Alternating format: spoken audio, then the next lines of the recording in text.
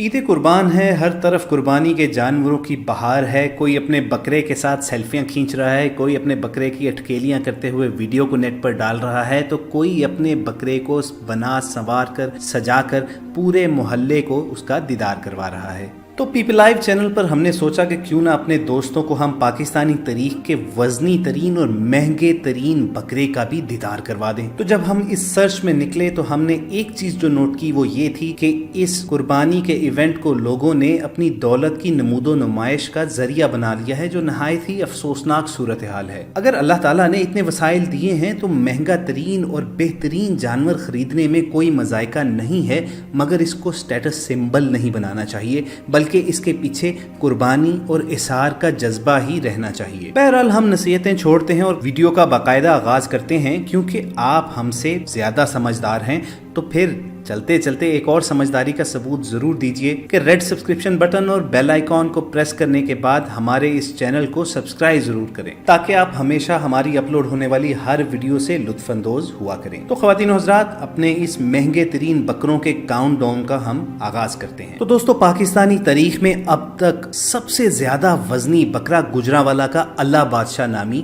بکرا رہا ہے۔ کچھ عرصہ قبل فیصل آباد میں قربانی کے جانوروں کے ایک مقابلے کا اہتمام کیا گیا تھا، جس میں اس بکرے کا وزن تقریباً 275 کلو کے برابر نکلا۔ ہمارے ہاں تو اتنے وزن کے عموماً بیل قربانی کیے جاتے ہیں، مگر یہاں تو اس بکرے کا وزن ہی 275 کلو نکلا اور یہ اول انعام کا حقدار ٹھہرا۔ اس کے مالک کو 1 لاکھ روپیہ کیش انعام دیا گیا۔ وہاں موجود لوگوں نے اس بکرے کے مالک محمد زاہد کو نہ صرف داد و تحسین سے نوازا، بلکہ وہیں کھڑے کھڑے اس کی قیمت کئی لاکھ روپے تک لگا دی۔ جب اس بکرے کی بولی تقریباً 6 لاکھ روپے تک پہنچ گئی تو اس بکرے کے مالک محمد زاہد کا کہنا یہ تھا کہ وہ ہرگز اس بکرے کو فروخت نہیں کرنا چاہتا، بلکہ اس نے صرف اور صرف اللہ کی راہ میں قربان کرنے کے لیے یہ بکرا پالا ہے۔ جب گجرانوالہ کے شہری محمد زاہد سے یہ پوچھا گیا کہ کیا اس نے اپنے بکرے کا وزن 275 کلو کرنے کے لیے اس کو کسی بھی قسم کے اسٹیرائڈز یا ادویات کا سہارا لیا ہے، تو اس کا کہنا یہ تھا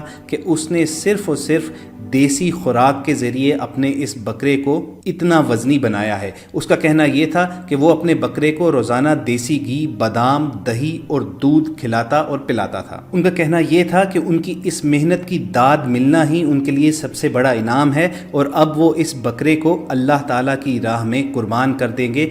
اس سے ان کا مقصد پیسے کمانا ہرگز نہیں ہے۔ بہرحال ہم محمد زاہد کے اس جذبے کی قدر کرتے ہیں اور دعا کرتے ہیں کہ اللہ تعالیٰ ان کی اس قربانی کو قبول فرمائے۔ دوستو، آپ کو اگلے بکرے کا دیدار کرواتے ہیں اور آپ کو اپنی اسکرین پر اس کی تصویر نظر آ رہی ہوگی۔ اس بکرے کا قد کاٹ اور جسامت دیکھ کر آپ کو بہرطور اندازہ ہو گیا ہوگا کہ اس بکرے کے مالک نے اس کی کتنی قیمت مانگی ہوگی۔ 5 فٹ قد اور 5 فٹ ہی لمبے اس بکرے کی قیمت 2.5 لاکھ روپے کے قریب بتائی جاتی ہے، اور اس کا وزن 170 سے 80 کلو کے درمیان ہے۔ خواتین حضرات، اس کے بعد باری آتی ہے لاہور کے ایک بکرے کی، اور اس کو بھی آپ اپنی اسکرین پر دیکھ رہے ہوں گے۔ یہ ایک سفید رنگ کا بکرا ہے۔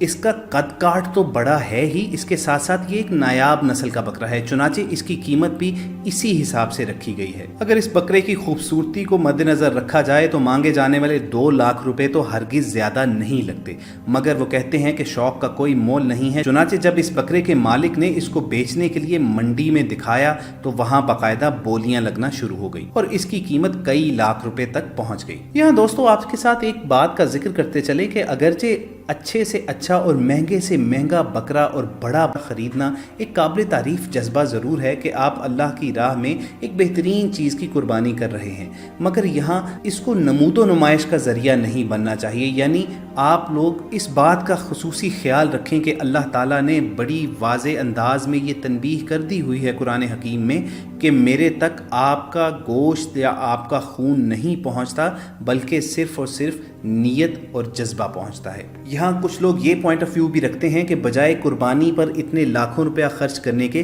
کسی غریب کی براہ راست مدد کر دینی چاہیے۔ بہرحال ہم اس تھیری سے اتفاق تو نہیں کرتے، کیونکہ سنت ابراہیمی ہے اور اس سنت کو تازہ کرنا ہر صاحب استطاعت مسلمان پر فرض ہے۔ مگر آپ کمنٹ سیکشن میں ہمیں ضرور بتائیے کہ آپ کا اس نظریے کے بارے میں کیا خیال ہے۔ آپ کو اس سوچ میں چھوڑ کر آگے بڑھتے ہیں اور اگلے بکرے کا ذکر کرتے ہیں جو پتوکی کی مارکیٹ मार्केट में बिकने आया था। जरा इस बकरे की भी ऊंचाई और लंबाई चेक करें और आपको अंदाजा हो जाएगा कि मांगे जाने वाले 2 लाख रुपए इस बकरे की हरगिज ज्यादा कीमत नहीं है, क्योंकि बकरे का गोश्त और उसका वजन तो एक तरफ, इसको पालने में जो इसके मालिक ने मेहनत की होती है वो इस चीज को वसूल करने मंडी आया होता है। और अब मुलाहिजा कीजिए ये वाला बकरा जिसका कद तकरीबन आम इंसान से भी बड़ा नजर आ रहा है। इस बकरे का वजन भी तकरीबन 200 किलो यानी 5 मन के करीब बताया जाता है और इसकी कीमत 2,40,000 रुपए मांगी गई है। तो आप बताइए, अगर आपके पास 2,40,000 रुपया हो तो आप ये बकरा खरीदेंगे या फिर आप छोटे छोटे बकरों की एक लंबी लाइन खरीदना चाहेंगे और उसको अल्लाह की राह में कुर्बान करना चाहेंगे? दोस्तों, पाकिस्तानी बकरों के बाद हम जरा जिक्र करना चाहेंगे हमसाया मुल्क इंडिया में मौजूद एक बकरे का जिसकी कीमत कई करोड़ रुपए बताई जाती। आप अपनी स्क्रीन पर इस बकरे को देख सकते हैं। हम आपको अब बताते हैं कि इस बकरे में ऐसी क्या खास बात है कि इसकी कीमत कई करोड़ पे तक पहुंच गई। इस बकरे को राजस्थान में इस्लाम भट्टी नामी शख्स ने पाला था और इसकी खासियत ये थी कि इसके ऊपर लफ्ज़ अल्लाह लिखा हुआ था। चुनाचे इस बकरे की कीमत 1,28,00,000 रुपए तक पहुंच गई थी। हिंदुस्तान में बहुत से मुसलमानों ने इस बकरे की बोली लगाई और बिलाखिर एक खुशनसीब ने ये बकरा 1 करोड़ रुपए से चंद लाख ऊपर में खरीद लिया। इस बकरे के मालिक इस्लाम भट्टी ने ये ऐलान किया कि वो इस बकरे से कमाए गए पैसों में से आधी रकम एक यतीम खाने में जमा करवा रहे हैं। तो दोस्तों, ये था उन बकरों का अहवाल जो कई मन वजनी हैं और तारीख में महंगे तरीन बकरे होने का एजाज रखते हैं। सामीन, जब हम इस वीडियो के लिए रिसर्च कर रहे थे तो हमारे जहन में एक और बात आई। अक्सर ये होता है कि जब आप बकरा खरीदने जाएं तो कंफ्यूजन का शिकार हो जाते हैं कि हमने बकरा खरीदते वक्त किन किन चीज़ों को मलहूज़े खातिर रखना है। चुनाचे हमने ये फैसला किया कि इस वीडियो के एंड में हम आपको ये भी बताएंगे कि जब आप मंडी में बकरा खरीदने जाएं तो आपने किन चीज़ों को जहन में रखना है। ये तो हम सब जानते हैं कि कुर्बानी हर साहिब इस्तात पर फ़र्ज की गई है, उसका बाकायदा एक नसाब मुकर्रर है। मगर आपको ये बता दें कि कुर्बानी की 6 शराइत है। इसमें से पहली शर्त तो ये है कि वो कुर्बानी पालतू जानवरों में से यानी ऊँट, गाय, भेड़, बकरी वगैरह के जानवरों की हो। कुरान करीम की सूरह हज की आयत नंबर 34 में फरमाया गया है कि हमने हर उम्मत के लिए कुर्बानी का तरीका मुकर्रर फरमा दिया है ताकि वो अल्लाह के अता करदा पालतू जानवरों पर अल्लाह का नाम ले। कुर्बानी के जानवर की दूसरी शर्त यह है कि वो शरई तौर पर मुअय्यन उम्र का होना जरूरी है। भेड़ की नस्ल में जजा यानी 6 माह का बच्चा कुर्बानी के लिए ज़िबा हो सकता है, जबकि दीगर जानवरों में से उनके अगले 2 दांत गिरने के बाद कुर्बानी होगी। आपको बताते चलें कि ऊंट अगर 5 बरस का हो तो उसके अगले 2 दांत गिरते हैं, जबकि गाय की उम्र 2 बरस हो तो उसके अगले 2 दांत गिरे होते हैं, जबकि बकरी 1 बरस की हो तो उसके अगले दांत गिरते हैं। कुर्बानी के जानवर की तीसरी शर्त यह है कि वो तमाम अयूब से पाक होना चाहिए जो कुर्बानी होने में रुकावट है, यानी उसमें किसी भी किस्म का ऐब नहीं होना चाहिए। वो बीमार ना हो, वो लंगड़ा ना हो, वो लागर ना हो, इसके साथ साथ वो काना या इसी तरह के किसी और ऐब का हामिल ना हो। चौथी शर्त जो कुर्बानी के जानवर के लिए है वो ये है कि वो जानवर कुर्बानी करने वाले की मिल्कियत में हो, लिहाजा जो जानवर मिल्कियत में नहीं होगा उसकी कुर्बानी सही नहीं है, जैसा कि गसब किया हुआ जानवर, इसी तरह बातिल और गलत दावे से हथियाया गया जानवर। इसके अलावा 5वीं शर्त यह है कि जानवर का किसी दूसरे के साथ ताल्लुक ना हो, यानी गिरवी या रहन रखे गए जानवर की भी कुर्बानी नहीं हो सकती। और छठी और आखिरी शर्त आपको बताते चलें कि कुर्बानी को शरन महदूद वक्त के अंदर अंदर ज़िबा किया जाए। ये वक्त 10 ज़िलहज को नमाज ईद के बाद से शुरू होकर अयाम तशरीक के आखिरी दिन सूरज गुरूब होने तक बाकी रहता है। वक्त की पाबंदी के बारे में आपको रसूलुल्लाह सल्लल्लाहु अलैहि वसल्लम की एक हदीस बताते चलें कि आपने फरमाया जिसने नमाज ईद से कबल ज़िबा कर लिया तो वो सिर्फ गोश्त है जो वो अपने अहले अयाल को पेश कर रहा है, उसका कुर्बानी से कोई ताल्लुक़ नहीं है।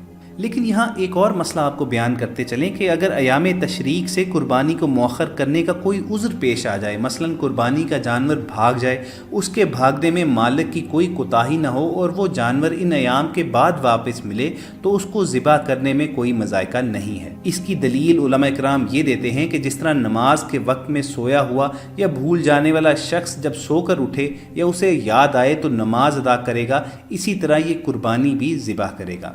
تو خواتین و حضرات، یہ تھی پیپل لائف چینل کی آج کی ویڈیو، جس میں ہم نے آپ کو نہ صرف وہ مہنگے ترین بکرے دکھائے جو پاکستانی تاریخ میں آج تک لاسانی رہے ہیں، بلکہ آخر میں ہم نے آپ کو یہ بھی بتایا کہ قربانی کا جانور خریدتے وقت آپ نے کن چیزوں کا خیال بھی رکھنا ہے۔ ہم امید کرتے ہیں کہ آپ کے نالج میں اس سے اضافہ ہوا ہوگا۔ اگر ویڈیو پسند آئی ہو تو اسے لائک اور شیئر ضرور کیجیے، اور کمنٹ سیکشن میں اپنی آراء کا اظہار ضرور کیا کریں، کیونکہ ہماری ٹیم آپ کے بھیجے گئے پیغامات بغور پڑھتی ہے اور انہی کی روشنی میں نئی ویڈیوز کو ترتیب دیا جاتا ہے۔ کسی اور انفارمیٹیو ویڈیو کے ساتھ دوبارہ آپ سے ملنے آئیں گے۔ اپنا خیال رکھیے۔ اللہ حافظ۔